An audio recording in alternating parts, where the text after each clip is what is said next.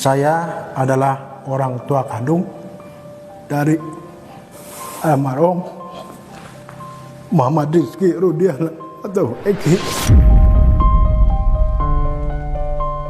Jadi kalau gue begini, kunci dari peristiwa ini adalah Bapak Aibtu Rudiana, bapaknya Eki.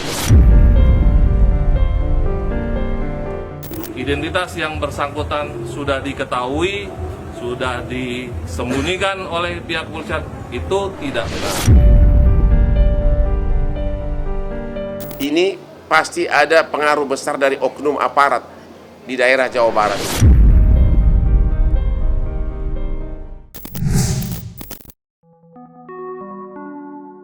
Kasus tewasnya Vina dan kekasihnya Eki belakangan ini sedang ramai menjadi sorotan sejumlah kalangan. Dan baru-baru ini, ayah almarhum Eki, Ibtu Rudiana, angkat suara usai dituding diam atas kematian putranya di tangan geng motor 8 tahun lalu. Sambil menahan air matanya, Ibtu Rudiana yang juga anggota kepolisian itu mencurahkan kesedihan hatinya atas kematian putranya. Tewasnya sepasang kekasih, Vina dan Eki, bisa dikatakan begitu tragis. Sejoli itu harus meregang nyawa di tangan geng motor berjumlah 11 orang. Kisah tragis tewasnya Vina dan Eki juga diangkat ke film layar lebar dan sukses mengundang banyak penonton. Pada kesempatan ini, saya mengharapkan kepada seluruh warga negara Indonesia, saya adalah orang tua kandung dari almarhum Muhammad Rizky Rudiana atau Eki. Saya mohon kepada seluruh warga negara Indonesia agar jangan membuat kami lebih sakit. Eki adalah anak kandung kami yang mana menjadi korban daripada kelompok-kelompok yang kejam. Saya tidak diam. Saya terus berupaya dan bekerja sama dengan reskrim. Terbukti beberapa kita kami amankan dan sisanya sedang kami perjuangkan untuk dilakukan pengungkapan. Sekali lagi saya mohon doa, mudah-mudahan orang-orang yang telah mengambil nyawa anak saya bisa segera terungkap. Dan sekali lagi saya mohon kepada seluruh warga negara Indonesia agar jangan berasumsi atau memberikan statement-statement yang akan mungkin lebih membuat kami sakit. Kami cukup yang mengalami selama 8 tahun saya berupaya untuk sabar. Dan saya mohon agar seluruh Indonesia bisa mendoakan anak saya supaya tenang dan juga bisa mendoakan supaya pelakunya bisa segera terungkap. Perjalanan 8 tahun kasus kematian Vina Dewi, perempuan asal kampung Samadikun, Kota Cirebon, Jawa Barat, sampai kini masih diwarnai teka-teki. Begitu banyak keganjilan dalam kasus tewasnya Vina dan Eki yang terjadi pada 27 Agustus 2016 silam. Misalnya, baru-baru ini keganjilan diungkap oleh selebgram Zanzabella melalui kanal media sosial pribadinya. Zanzabella menyebut jika ayah Eki mempunyai peran penting untuk mengungkap 3 pelaku utama yang saat ini masih buron. Tidak hanya itu, Zanzabella juga mempertanyakan jabatan ayah Eki yang kini menjabat sebagai Kapolsek. Dan berikut pandangan Zanzabella terkait adanya kejanggalan dalam kasus tersebut. Gini dong Pak, akhirnya Bapak harus buka suara. Ya, berarti yang Aibtu atau Ibtu itu adalah memang Bapak yang direkomendasikan untuk sekolah perwira dan menjadi Kapolsek. Saya harap Bapak tidak hanya bungkam dan menutup kasus ini secara tidak langsung. Saya tahu Bapak akan dilema antara memilih sesuatu dan buah hati. Jadi kalau gue begini, kunci dari peristiwa ini adalah Bapak Aibtu Rudiana, bapaknya Eki, ya. Nah, selama ini kita tidak pernah mendengar statement dari keluarganya Eki. Apakah benar pelaku yang 3 ini anak polisi, yang pastinya mungkin jabatannya lebih tinggi daripada Aibtu ini, atau kalau misalnya ada oknum dari anak DPR, berarti yang harus diusut itu DPR RI 2014 Cirebon, mungkin seperti itu. Di sana dibilang Aibtu Rudiana, ya. Aibtu itu adalah pangkat dari orang yang lolos Bintara, bukan perwira dari Akademi Polisi. Lalu di 2022 ada yang bernama Ibtu Rudiana yang kemudian jabatannya adalah Kapolsek. Ibtu itu adalah perwira, pangkat dari perwira. Ya, tapi kalau melihat lagi usianya 49 tahun, beliau baru Ibtu, artinya beliau bukan berangkat dari Akpol, melainkan ada promosi di sana yang merekomendasikan beliau untuk sekolah perwira, lalu dapatlah dia pangkat Ibtu dan menjabat sebagai Kapolsek.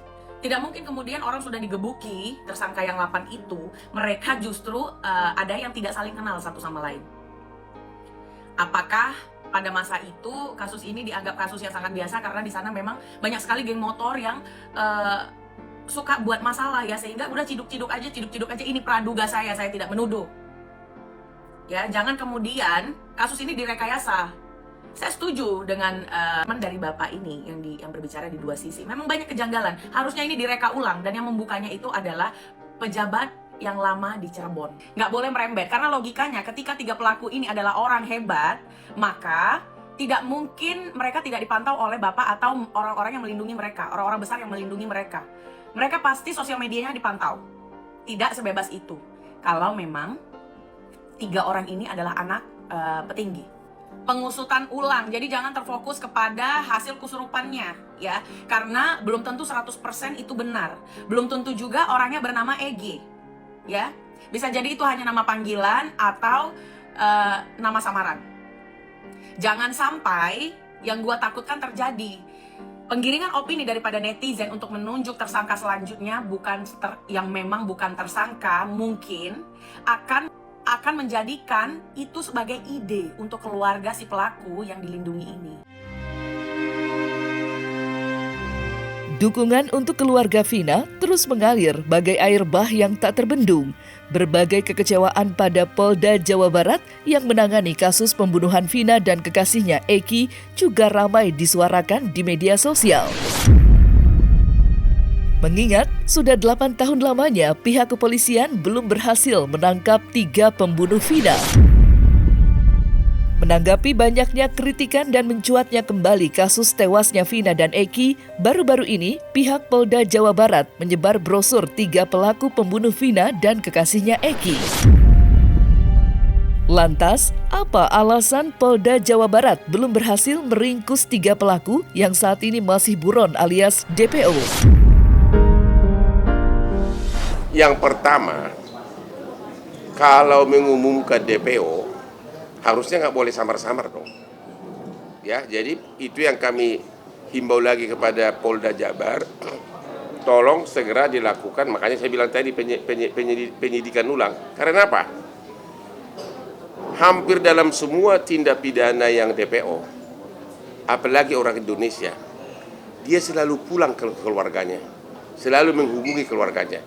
Jadi kalau identitasnya tahu, jejak digitalnya gampang didapat. Terkait dengan status ataupun keberadaan dari 3 orang DPO tersebut, baik kami menelusuri sekolah, orang tua, kerabat dari ketiga DPO tersebut, bahwa sampai dengan saat ini penyidik Polda Jawa Barat pada saat menangani kasus ini masih berupaya untuk mencari identitas dari 3 tersangka.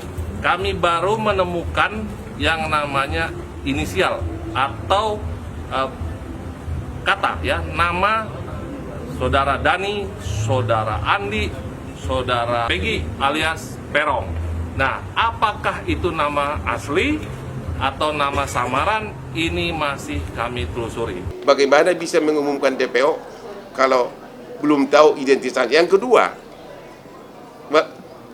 harusnya kan kalau memang sudah tahu, keluarganya dipanggil agar ketahuan, ya. Itu jejak digitalnya itu bisa dapat dari keluarganya. Tapi kalau siapa yang di DPO kan nggak tahu, ya kan? Ya ini yang saran kami kepada Polda Jabar, tolong agar BAP yang pertama dulu, di mana waktu si 8 pelaku ini yang sudah narapidana ini mengaku, itu dikumpulkan semua. Dan juga bila perlu di BAP ulang sebagai saksi mereka ini. Jadi kami harap kalau ada berita-berita yang mengatakan bahwa identitas yang bersangkutan sudah diketahui, sudah disembunyikan oleh pihak kepolisian, itu tidak benar. Di era yang serba modern seperti saat ini tentunya kita tentu memahami bahwa kepolisian memiliki alat yang canggih untuk bisa kemudian melakukan deteksi di mana keberadaan para tersangka tersebut. Karena ini waktunya sudah cukup lama ya. Kalau kita lihat kasusnya kan dari 2016 ya. Akan tetapi 3 tersangka yang masuk dalam daftar pencarian orang tersebut sampai hari ini belum ditemukan. Oleh karena itu memang kita akan terus ya memberikan support kepada kepolisian terkait ya, dalam hal ini Polda Jawa Barat, untuk bisa menemukan, mencari di mana para tersangka itu kabur. Agar supaya kasus Vina ini bisa memberikan kepastian hukum dan terlebih lagi ada keadilan yang didapatkan oleh pihak keluarga korban. Karena korbannya ini telah meninggal dunia, tentu yang diharapkan adalah keadilan dan juga kepastian hukum atas kasus yang sudah bergulir lama. Demikian. Kita selama ini orang-orang yang terduga pelaku yang masih di luar. Tapi memang kendalanya kita terkait dengan informasi ketiganya ini, siapa mereka, nama mereka sebenarnya ini kita sampai sekarang belum mendapatkan. Saya pikir ya dalam proses penyidikan perkara tentu ada batasan-batasan yang bisa kemudian diketahui publik ya. Ada yang bisa diketahui, ada yang tidak bisa diketahui. Nah, semua itu kembali kepada kepolisian atau dalam hal ini penyidik yang menangani perkara tersebut. Akan tetapi tentu dikarenakan masyarakat ini ikut ya memberikan pengawalan, kemudian kasus ini juga sudah menyita perhatian publik, maka saya menyarankan ya kepada kepolisian untuk ungkap saja ya kan wajah-wajah para pelaku itu, agar supaya publik bisa tahu, publik bisa ikut bersama-sama memantau ya apakah orang ini pernah dilihatnya atau mungkin barangkali dia bertempat tinggal dan diketahui oleh publik. Nah, ini yang perlu kita harapkan dari pihak kepolisian agar dibuka saja siapa orang itu. Ya kan, supaya publik bisa kemudian ikut memberikan pengawalan terhadap perkara ini. Karena kalau saya melihat di medsos itu sudah banyak sekali ya kan foto-foto yang kemudian terupload ya atau terpublikasi ya bahwa diduga kuat ini pelakunya dan seterusnya. Akhirnya apa? Akhirnya menimbulkan spekulasi di tengah masyarakat. Sebenarnya siapa sih pelakunya? Siapa sih yang disebut dengan Egy itu dan sebagainya. Sementara pengacara kondang Hotman Paris turun gunung dengan langsung menemui keluarga Vina. Dalam pertemuannya dengan keluarga Vina, Hotman menduga ada orang kuat di balik lambannya Polda Jawa Barat mengungkap dan menangkap 3 pelaku yang sampai sekarang tidak diketahui keberadaannya. Lantas, siapakah orang kuat di balik kasus tersebut yang membuat Polda Jawa Barat kehilangan keberaniannya untuk mengungkap pelaku yang sebenarnya? Diduga ada pengaruh di sini. Ada pengaruh di sini sehingga 3 orang ini bahkan sampai sekarang seolah-olah alamatnya tidak jelas, padahal itu harusnya di BAP itu ada. Ya. Dan jadi himbauan kami kepada Bapak Kapolri adalah ini ada sesuatu yang tidak beres di penyidikan di awal. Kalau 8 orang pelaku sudah menyatakan ada 3 orang lagi sebagai pelaku yang lain dan itu bersamaan semua dalam BAP terpisah, ya nggak mungkin itu karangan, nggak mungkin itu koinsiden. Tapi kemudian kok bisa di BAP berikutnya pada saat di BAP akhir, pada saat pelimpahan mereka merubahnya seolah-olah menyangkal bahwa keterlibatan 3 orang ini. Katanya bahwa salah satu pelaku ini adalah orang tuanya dari oknum kepolisian, tapi ini belum ada kepastian. Terutama yang DPO ini, ya. Namun kita ada kecurigaan karena apa? Karena kok bisa gitu? sepertinya masih kurang dilakukan penyidikan serius atas 3 orang ini. Jangan-jangan belum pernah ke desa itu, tapi DPO sudah diumumkan. Jangan-jangan, kita belum tahu. Kalau benar sudah diumumkan DPO oleh Humas Polda Jabar, tapi belum pernah ke desa itu, pertanyaannya, ada apa ini? Pasti ada sesuatu, rumput yang bergoyang.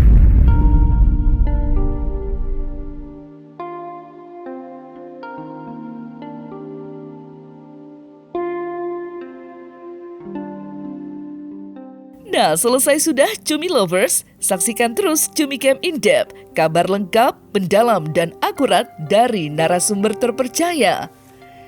Dan jangan lupa untuk like, subscribe, dan juga share channel YouTube Cumi Cumi.